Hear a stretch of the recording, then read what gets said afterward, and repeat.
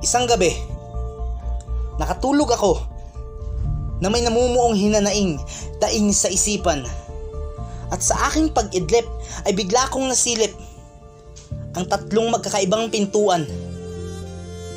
At inisa-isa ko silang pinasukan.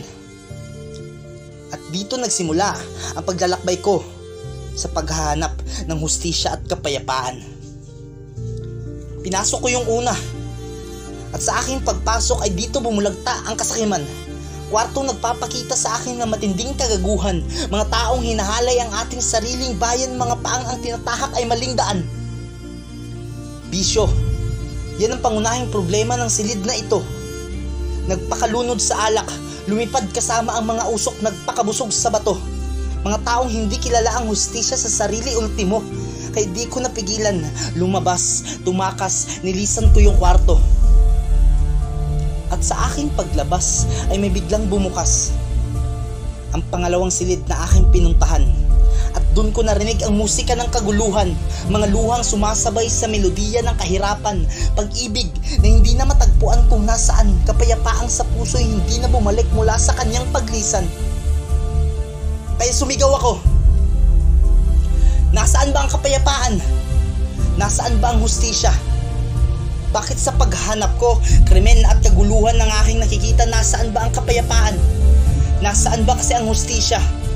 May isa bang makapagtuturo kung saan ito makikita? Nasaan ba yung kapayapaan? Nasaan ba kasi yung hustisya? Bakit sa paghanap ko, krimen at kaguluhan ng aking nakikita, nasaan ba kasi yung kapayapaan? Nasaan ba kasi yung hustisya? May isa bang makapagtuturo kung saan ito makikita? Hanggang sa may tumawag na tinig sa akin na nagsabing, Anak, umalis ka sa silid na yan. Hayaan mo na ang boses at ang mga salita ko ang magturo sa iyo kung nasaan ang tunay na kapayapaan. At sinundan ko ang bawat yapak ng tinig niya hanggang narating ko ang huling pintuan. At diyan ko nalaman na ito yung pintuan na lagi kong nakikita pero di ko pinupuntahan. Ang kanyang tahanan. At nung nakapasok ako, ay nag-usap kaming dalawa. Pinikit ko ang aking mga mata. Pinakinggan ko ang kanyang mga salita. At saka ako napagtanto na ang kapayapaan at hustisya na hinahangad ko ay nasa kanya. Matagal niya na palang ibinigay sa atin. Ang kailangan lang gawin ay maniwala sa kanya. Tanggapin siya bilang ama. Ialay ang sarili kagaya ng ginawa niya upang tayo'y maisalba. Dahil siya ang pag-ibig. Siya ang hustisya. Siya ang kapayapaan. Kaya kung di mo alam ang daan tungo sa kapayapaan, kapatid, ipikit mo lang ang iyong mga mata.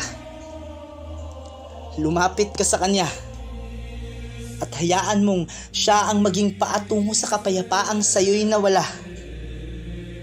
Kapatid, maniwala ka. Manampalataya ka. Ang kapayapaan, ibibigay niya.